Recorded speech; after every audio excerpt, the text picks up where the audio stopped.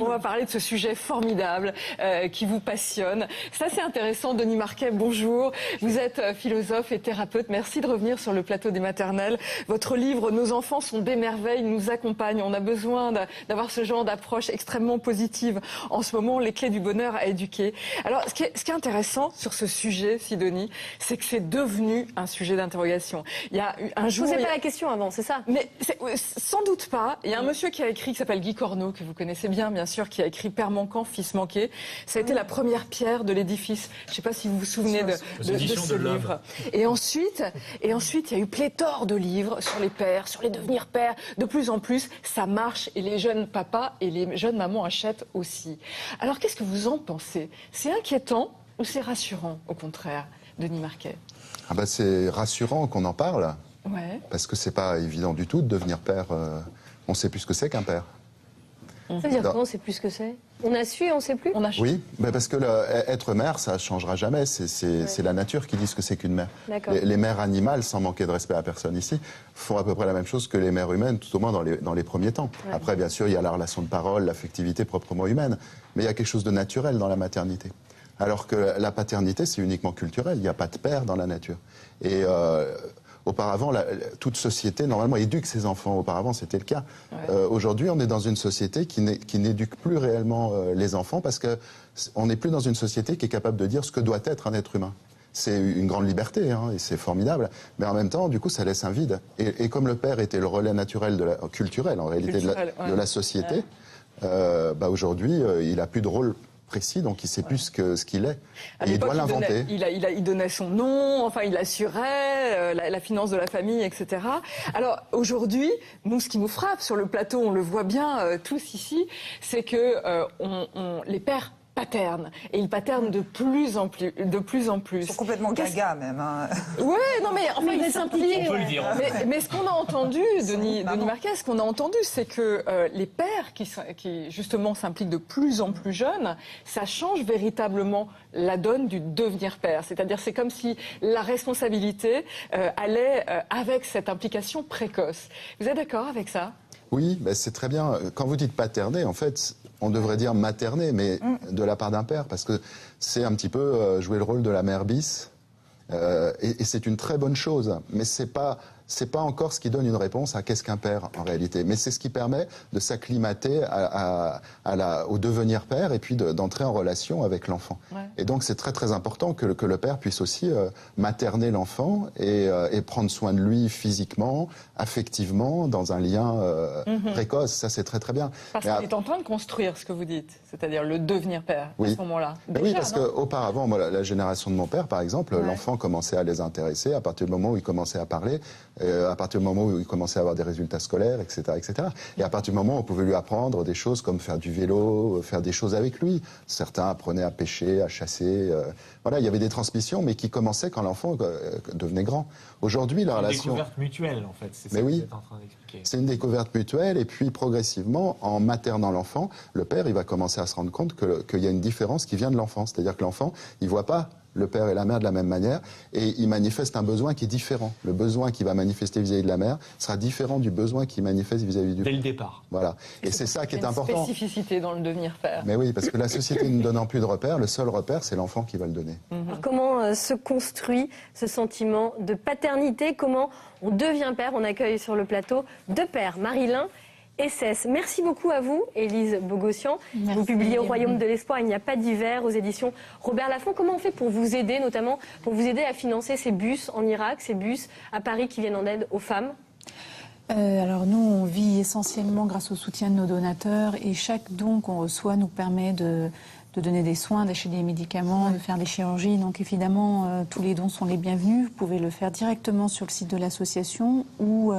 Vous nous rappelez le nom et on va le mettre sur le site de l'association Chêne-Longue et Avicenne, mais dans le moteur de recherche de camiondelis.com, on tombe aussi dessus. Camion d'Élise. Ouais. Merci beaucoup à vous. Merci. Une idée comme une autre, c'est pas la meilleure, mais en tout cas, ça permet de retenir. On retient très bien. Merci à vous. Merci Carole de Celsa. Salut Maurice. Salut Sido.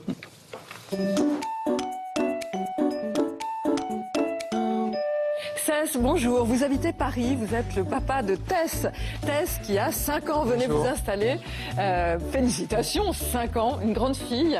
Alors vous, le rapport au devenir père, ça n'a pas été quelque chose de simple. Il y a eu plusieurs étapes, c'est ce que vous allez nous raconter. Merci de nous faire partager votre témoignage. Marilyn, bonjour. Soyez le bienvenu sur notre plateau des maternelles, votre plateau. Vous venez de la région parisienne et vous êtes le papa d'un petit Mathis qui a 2 mois à peine. Félicitations. Merci. Alors vous, ce désir de papa, c'était quoi, hein? Ce désir d'enfant, c'était avec votre femme? C'était un désir de votre femme? C'était que votre désir à vous? C'est quoi l'histoire? Au début, c'était un désir de ma femme. Et puis petit à petit, en cheminant ensemble, ça a été un désir commun. Et puis petit à petit, ça s'est fait. Et puis on est content et heureux. Donc votre femme a été enceinte au bout d'un mois, 1 an, pardon. Oui. Comment vous avez réagi à l'annonce de la grossesse? C'était une joie phénoménale, une petite inquiétude? Au début, j'étais agréablement surpris, un peu surpris, parce que ça faisait quand même presque 1 an qu'on essayait. Et puis quand elle m'a annoncé la nouvelle, j'étais agréablement surpris. Et ensuite, un peu de peur, un peu d'appréhension quand même, parce que c'est nouveau, on ne connaît pas, on se demande si on va être un bon père. Il y a une responsabilité plus grande pour le père. Ça veut dire que cette annonce de la grossesse de votre femme, ça vous rendait déjà un peu différent? Vous n'étiez plus le même Marilyn? Oui, voilà, exactement. Oui. Déjà, ça me rendait différent par rapport à la responsabilité qu'il y aura par rapport au petit, à madame. Un peu de poids sur les épaules, quoi. Voilà, c'est ça, exactement. Exactement. Donc, tout est différent. Déjà, on se formate à peu près si on veut. Ouais, un grand bouleversement. Denis, comment se construit le désir d'enfant chez les hommes? Est-ce que c'est, comme les femmes, dès l'enfance?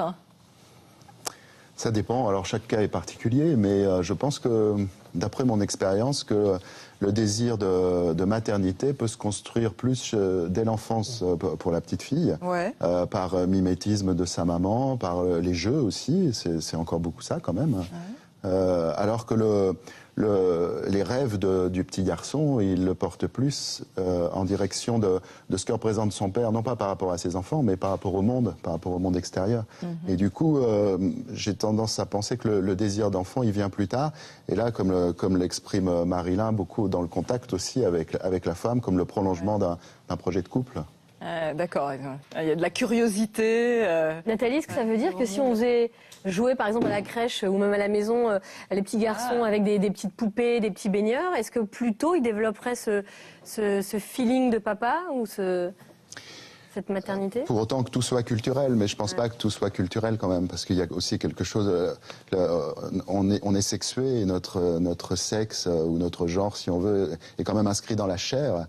Et le simple fait de se considérer charnellement, ça fait qu'un petit garçon, il va plutôt quand même vouloir ressembler à son père qu'à sa maman, spontanément. Sans rien dire du développement ultérieur de la sexualité, naturellement. Alors, il y a une part culturelle, une part naturelle, on ne peut pas trancher sur le poids de chacune. En tout cas, la compagne qui donne le déclic, et voilà, ça compte, apparemment. Mais ça compte parce que c'est physique chez une femme, puisqu'elle va porter l'enfant. C'est le désir de quelque chose qu'elle pressent déjà être physique. Et chez l'homme? Et chez l'homme, il faut qu'il y ait une bonne rencontre. Apparemment, c'est ce que vous disiez. Exactement. C'est elle qui vous a... Voilà, c'est le couple, l'ouvrir, quoi. Ouvrir le couple. Oui, mais enfin, l'action physique de l'homme, elle est quand même très limitée. Puis après, tout se passe dans le corps de la femme. Et l'homme, déjà, il peut se sentir un petit peu exclu en tant que père de la grossesse qui se fait sans lui, indépendamment de lui. De fait. Alors pour vous, comment ça s'est passé? Est-ce que vous aviez envie de devenir père depuis longtemps? Ou pas vraiment? Non, c'est arrivé. Nous, c'est arrivé comme ça. C'était absolument pas prévu. Il y avait déjà eu des avertissements. Ça vous avait fait réfléchir là-dessus? Avertissement, ça veut dire une grossesse pas désirée? Il y avait déjà eu une grossesse.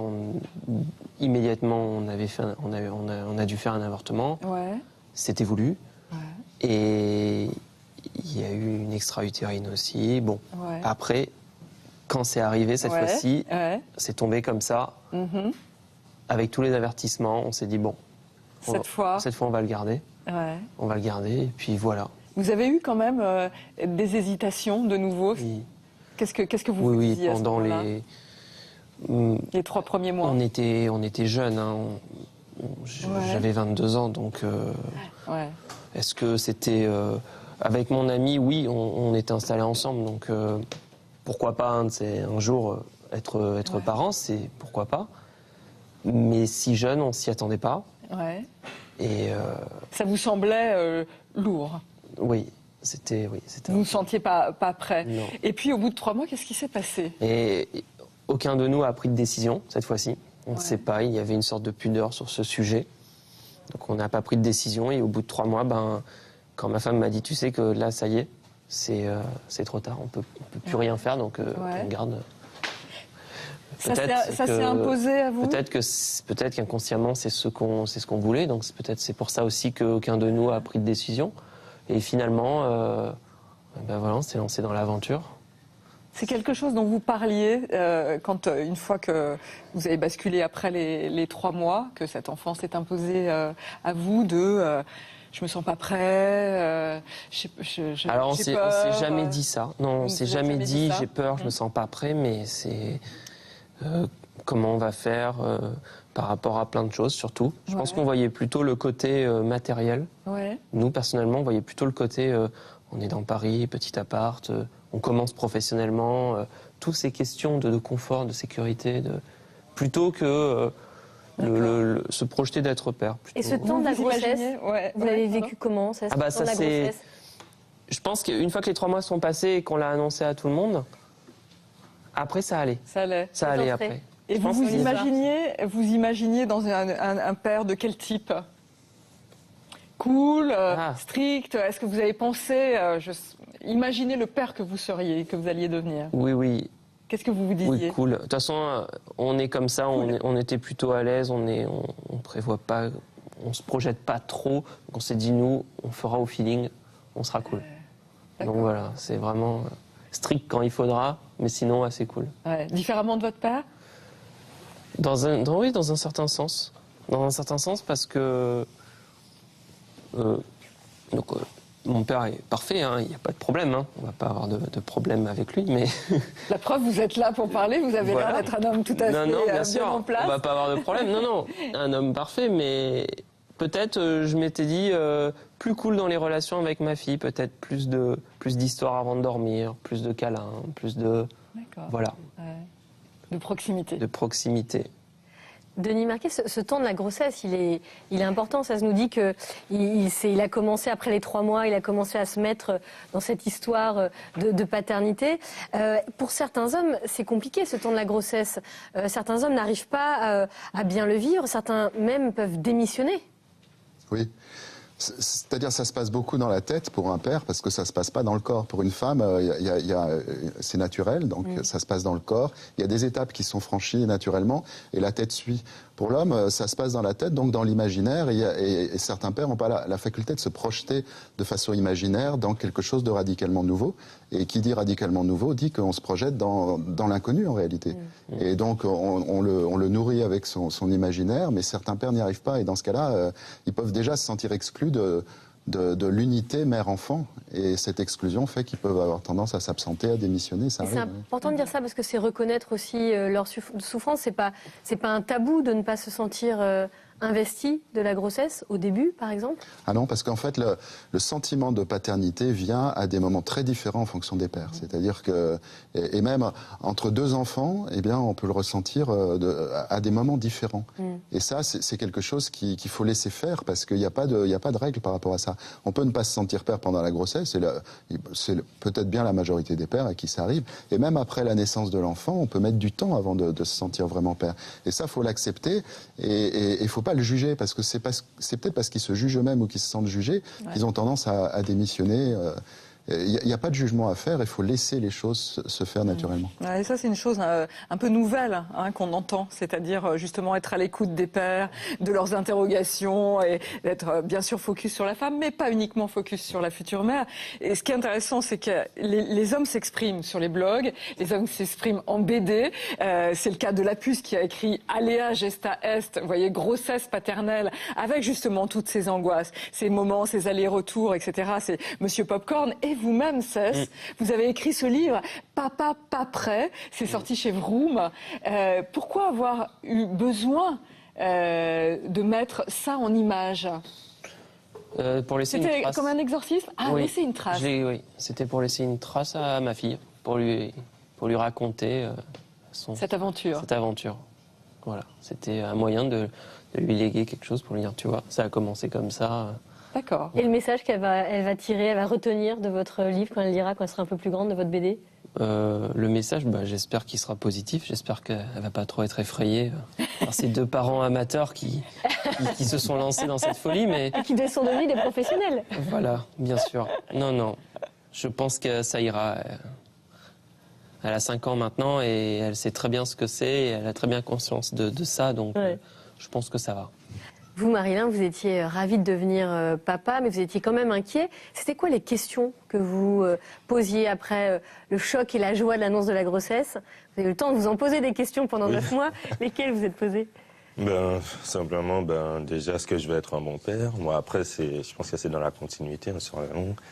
Essayer de ne pas recommettre des erreurs que mon père a pu commettre. De ne pas être un père déjà aimant, être un père attentif, essayer d'être un bon père. Bon, même s'il n'y a pas de recette miracle, ça c'est sûr. Il y a des erreurs et puis qu'on apprend sur le tas. Donc, essayer de faire de mon mieux, quoi. Mais c'est vrai que, Denis Marquier, ça fait énormément de questions, ça, pour un jeune papa. Est-ce que les mamans, par exemple, se posent toutes ces questions? Parce que là, on se met un poids énorme. Est-ce que je vais être formidable? Est-ce que je vais pas reproduire les mêmes choses? Ça fait quand même, ça fait beaucoup sur les épaules d'un humain. Oui, on se lance dans l'inconnu, c'est une aventure, on est des amateurs, comme disait Cess, et on ne cesse jamais de l'être, et c'est très bien. Dans amateur, il y a aimer, quand même. Et comme dit Marilyn, il n'y a pas de recette. C'est-à-dire que il faudrait, au contraire, s'alléger en se disant... Je vais tâtonner, je vais me laisser guider par mon enfant, parce que c'est lui qui détient la vérité, et pas les livres et les experts, entre guillemets. Et en tâtonnant, en se laissant guider, on finit par être le père dont l'enfant a besoin. Pas un bon père, parce que là aussi c'est un poids. Ça n'existe pas, les bons pères. D'accord. Un père suffisamment bon? Oui, voilà, comme on dit, une mère suffisamment bonne. Ouais. Mais des parents parfaits, c'est un fantasme. Et des parents parfaits, on les quitterait jamais. Or, on éduque nos enfants pour qu'ils nous quittent. Donc, donc faut soigner un peu nos défauts de parents, c'est important. On n'a pas besoin de les soigner. Ils sont là. Ils sont là. Mais justement, ils sont là et c'est très bien. C'est très bien comme ça. C'est pas grave. Vous nous mettez à l'aise, Denis Marquier. Pas facile, c'est vrai, messieurs, d'imaginer ce qui vous attend après l'accouchement. Et si la solution était l'anticipation? Irma Kervran est allée assister à une grande journée de formation à la paternité. Ça existe, comme il s'en tient, tous les mois à Paris. Et vous allez voir que les futurs papas en sortent tout aussi perplexes que motivés. N'est-ce pas, Marilyn? Devenir un père parfait en 6h15, et si c'était possible? En tout cas, c'est le défi lancé à une dizaine de futurs papas par Gilles Vaquier de la Baume, formateur professionnel et diplômé d'État de la petite enfance. Il faut se mettre dans l'ambiance parce qu'on va voir beaucoup de choses aujourd'hui. Et oui, cette journée, c'est une vraie formation accélérée. Si, et certains papas en ont bien besoin. Tant qu'il est dans le ventre, pas grand chose à faire à part éviter de se faire engueuler, quoi. Jusqu'à maintenant, à chaque fois que je voyais un bébé, je m'éloignais de 15 mètres. Donc maintenant, il va falloir que j'apprenne à vivre avec ces petites bêtes bizarres. Voilà. On s'y met alors. Et on s'attaque au jour J, celui de l'accouchement. Gilles liste à ses futurs pères les choses à ne surtout pas oublier. Appareil photo, brumisateur, aucun détail n'est laissé au hasard. Et les aspects psychologiques ne sont pas oubliés. Bébé arrive, on se focalise sur le bébé. Qui plus est en tant que papa, qui plus est si c'est une fille. On est complètement focalisé sur le bébé. On en oublie madame, qui a fait tout le boulot, qui se retrouve donc des fois en baby blues. Il faut vraiment y penser. 1 sur 4 se sépare dans l'année qui suit l'arrivée du bébé. Une petite phrase pas franchement rassurante. Heureusement, à la fin de la journée, nos papas seront parfaitement opérationnels. Et pour ce faire, Gilles veut les préparer au pire. Si on ne le supporte plus, on le laisse pleurer, on passe la main. Parce que ça n'existe pas. D'accord? Donc la réponse, masser, bercer, câliner, changer, rassurer. La formation suit son cours et les informations pleuvent, avec une attention toute particulière portée aux accidents domestiques, le cheval de bataille de Gilles. Il y a 7 fois plus d'accidents domestiques que d'accidents de la route. 7 fois plus. Dans un premier temps, tout ce qui va lui faire prendre de la hauteur, ok, ça, c'est pas bon parce qu'évidemment, chute, là j'ai sécurisé mon robinet. Hein, parce que pam, d'accord, ça arrive. Et ensuite, donc... Attention, on n'oublie pas de prendre des notes car à la fin, c'est contrôle de connaissances pour tout le monde. Je savais qu'il y avait des dangers dans la maison, mais alors là, il y a des dangers vraiment partout. J'ai l'impression qu'il faut que je cadenasse toutes les fenêtres. Mais bon, la vie de parents, ce n'est pas une longue suite de dangers potentiels. Il y a aussi d'autres réjouissances. Il a fait un petit caca. Donc ce que vous pouvez faire avec la première couche, ici, d'accord, c'est déjà pour gagner. Excuse-moi, je t'embête. Hein. C'est pour gagner ici. Bon, ouais, parce que là, t'as pas la matière fécale, donc tu vois pas, absolument. Tu essuies avec la couche, d'accord. Ça déjà, ça te fait gagner 3-4 lingettes. Hein? Ok? Et oui, c'est maintenant l'heure des exercices pratiques. Chouette! Donc je lui mets là-dedans, ok, il va pas être d'accord, hop, un petit coup, je tiens la tête, et j'aspire bien. Il faut bien lui dégager le nez. Le but, c'est de dire, voilà, passe-le-moi comme un bébé. Hein. Ok, de faire passer, prendre les jambes ici, ok, le mettre ici, voilà. Mais après l'obtention de leur diplôme, nos futurs papas sont-ils vraiment plus rassurés? Avoir des conseils d'un professionnel, je pense que pour un homme, c'est important. Surtout que là, ça va arriver, donc on va rentrer dans une nouvelle phase de notre vie. Et plus on peut être formé à ce qui peut se passer et aider la maman, je pense que c'est une bonne chose. Plus stressé encore qu'avant, on va dire. Donc, on verra bien. C'est dommage ça, parce que la journée de formation coûte quand même 80 €. Ah oui, quand même.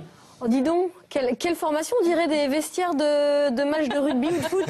Allez-y les gars. Ça vous a plu? Pourquoi vous avez suivi cette formation, Marilyn? C'était déjà personnel, et puis par curiosité aussi.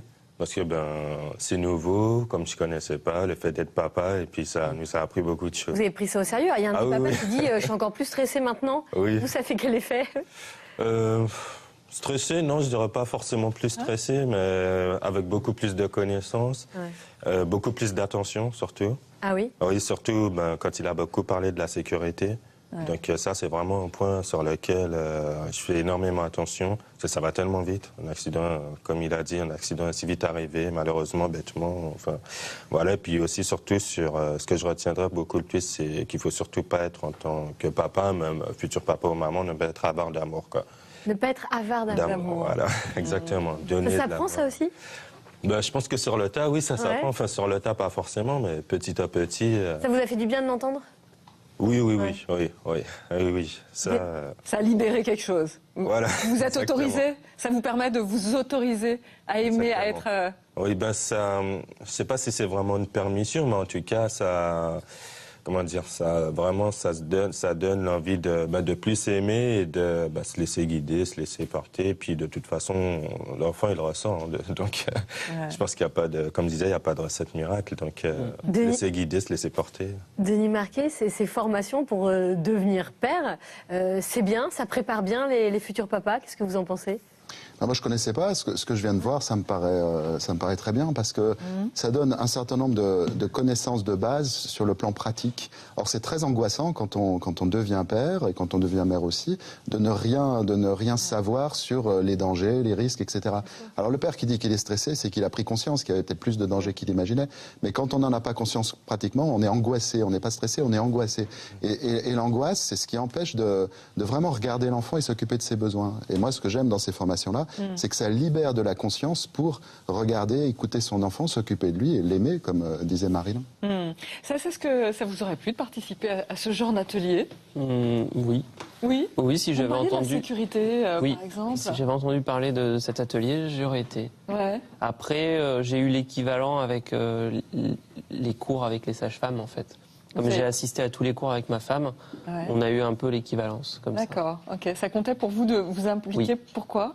Ah oui, à la fin, vers la fin, quand on a fait les cours, je voulais tout faire. Je voulais même les cours de sage-femme qui étaient uniquement pour les mamans. J'étais le seul papa au milieu et je prenais toutes les notes. Ça m'intéressait en fait de savoir. D'accord. Vers la fin, on était plus impliqués, donc Qu'est-ce qui s'est passé lorsque vous avez appris que vous attendiez une petite fille?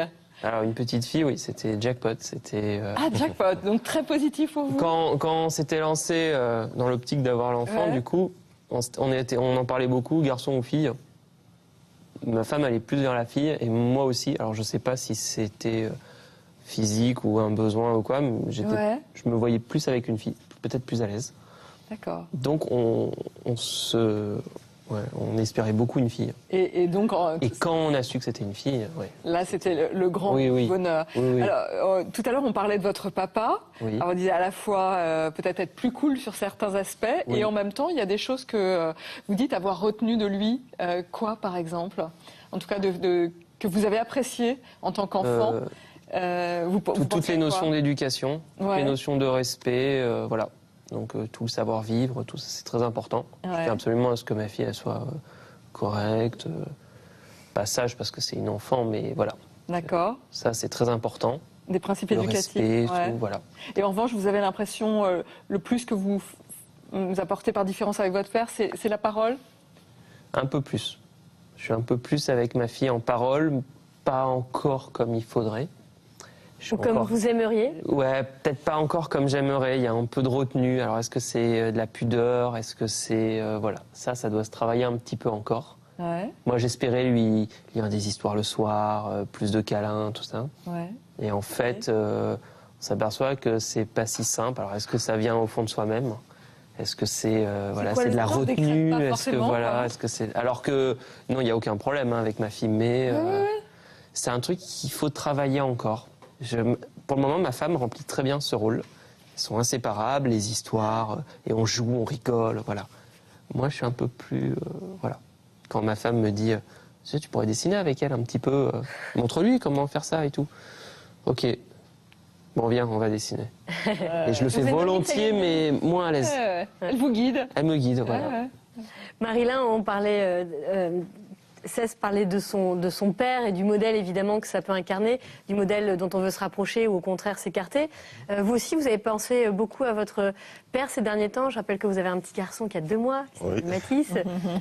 Vous avez beaucoup repensé à votre papa, l'éducation qu'il vous a donnée, aux relations que vous avez eues ensemble? Oui, j'ai beaucoup pensé, d'autant plus qu'il est loin, donc c'est pas forcément... Il est où? Il est en Guadeloupe. Ouais. Donc c'est pas forcément évident. Après j'ai repensé bien sûr à l'éducation qui m'a donné à pas forcément reproduire certaines choses et à reproduire d'autres choses aussi qui étaient très bonnes, du moins. Donc surtout son côté générosité, sa générosité, son côté du sens du devoir, vraiment combatif. Ça c'est des... Ça voulait transmettre valeurs. ça. Voilà, oui, exactement. Ouais. Exactement. C'est vraiment des valeurs essentielles que je vais lui transmettre. Et puis après, bon, c'est sûr, c'était pas les mêmes générations, donc on peut pas tout copier. Il faut faire aussi face à sa génération et prendre les bonnes et les mauvaises. Est-ce que vous voulez absolument pas faire, les bonnes choses, par exemple, et que votre père a pu faire avec vous dans votre éducation? Être trop sévère. Être trop sévère. Je pense que c'est la chose que je voudrais pas faire et essayer en tout cas, parce que c'est pas tout le temps évident, de trouver toujours le juste milieu dans les explications, dans ce que je peux faire, toujours lui expliquer ce que je fais, quand il y a des choses, des bonnes et mauvaises choses, lui expliquer pourquoi c'est pas bien de faire ça, enfin vraiment être très ouvert. Moi, je suis très touchée par le témoignage de Marilyn qui... Enfin, voilà, vous réfléchissez, vous avez posé tellement de choses dans votre cahier de papa, là, c'est un programme merveilleux. Et en même temps, effectivement, ça n'a pas l'air si simple, Denis Marquet. Vous disiez, on s'invente comme père en ce moment. On voit bien que les modèles, comme tu le dis, ou contre, ou par mimétisme, c'est pas si simple de s'en libérer. Ce que dit Cesse, c'est-à-dire j'aimerais bien, mais c'est pas si facile. Ça se décrète pas, quoi. Ça se décrète pas, mais il faut accepter que ça vienne à son rythme. Et là, ce qui est intéressant dans ce que dit Cesse, c'est qu'il y a un désir, et le désir, il va se concrétiser. Et c'est ça qui est important. Il faut être patient, quoi. Oui, l'erreur, ça serait de dire je désirerais plus et de culpabiliser parce que c'est pas là. Alors que le désir, c'est une force qui œuvre et qui finit par produire ses propres résultats. Et ça vient naturellement. Est-ce qu'on est vraiment dans une nouvelle génération de papas, des papas qui pensent plus à leur métier de papa? Des papas qui se posent plus de questions, oui, parce que tout est devenu question. Avant, on avait des principes. Maintenant, on a des questions. Et ça, c'est excellent, parce que l'attitude questionnante, c'est ce qui permet de s'ouvrir à l'autre. L'autre, c'est l'enfant. Et être en questionnement, ça permet de s'ouvrir à l'enfant et puis de lui, de se laisser transformer par lui, de se laisser guider par lui, parce qu'un enfant sait très bien exprimer ses besoins d'éducation en réalité. Ah, il faut l'écouter. Ah oui, c'est le seul expert en matière d'éducation, en matière de la sienne en tout cas. Chaque enfant est unique, et du coup, éduquer un enfant, c'est se régler sur ses besoins uniques. Marilyn, c'est à la naissance de Mathis que vous avez eu cette sensation vraiment de devenir père. Ça se passe comment? Il a 2 mois maintenant. Vous vous sentez comment? Quel papa vous vous sentez? C'est toujours difficile d'être objectif. Ouais. Vous vous sentez à l'aise? Au début, c'était pas facile. Qu'est-ce qui n'était pas facile? Déjà par rapport aux pleurs. Parce que, c'est nouveau, les pleurs, voilà, c'est impressionnant parce que, c'est pas tout le temps pourquoi il pleure, s'il a faim, s'il est malade, s'il est gêné par autre chose. Ne vous inquiétez pas, les mamans, c'est pareil, hein, c'est la même question. Donc, par rapport à ça, et puis, je pense aussi toujours un peu peur d'être maladroit, parce que, c'est tout petit, c'est tout petit, c'est fragile en même temps. Et puis, ce qui a beaucoup changé, c'est peut-être aussi, par rapport à mon attitude, c'est un peu plus difficile par rapport à ma patience. Avant, j'étais beaucoup plus patient, puis là, c'est vrai que des fois, c'est un peu compliqué. Avec la fatigue, j'imagine. Oui, c'est ça, forcément. Est-ce que votre compagne, elle vous aide à devenir papa? Ah oui, ça, heureusement qu'elle est là, d'ailleurs, des fois. De quelle manière elle vous rassure? Oui, aussi, oui, elle me montre, elle me rassure, parce que des fois, c'est pas tout le temps évident de trouver sa place entre la maman, le bébé, et puis mon papa, au début, il est surtout spectateur. Hein. Il est surtout spectateur, parce qu'il y a beaucoup de choses qui sont étrangères. Denis, quelle est la teneur du rôle de la compagne dans le devenir père? Dans un premier temps, elle peut être un petit peu initiatrice, parce que il y a des choses un petit peu naturelles dans la maternité et il y a aussi encore une transmission mère-fille parce qu'il y a des compétences de base qui ne changent pas avec les époques. Et du coup, il y a quand même si la mère effectivement reste angoissée parce qu'elle a des doutes, un bébé qui pleure, on ne sait pas toujours effectivement pourquoi il pleure, ni la mère ni le père. Mais en même temps, il y a quand même des compétences de base qu'elle a plus et qu'elle peut transmettre au père. Alors ça, c'est dans un premier temps, elle transmet des compétences au père qui l'aide dans les tâches de maternance. Mais après, il va falloir, pour aider le père à être son père, à être le père de l'enfant, il va falloir que la mère se retire un petit peu pour lui laisser de la place. Et ça, c'est important, parce que si la mère occupe toute la place, le père n'a pas de place. Et au début, la mère occupe nécessairement toute la place. Quand l'enfant est dans son ventre, c'est évident. Et après la naissance, c'est aussi évident pendant quelques temps, quelques mois peut-être. Mais après, il faut que la mère accepte de se retirer, c'est ce qui se fait souvent naturellement, et puis que le père occupe de plus en plus de place. Osez prendre la place, messieurs. Merci infiniment, Denis Marquet. Merci à vous, Marilyn, pour votre témoignage, et merci à vous, Cess, aussi d'être venu témoigner sur notre plateau. On remercie Thomas Meyer, notre journaliste de la rédaction des Maternelles, d'avoir préparé ce dossier.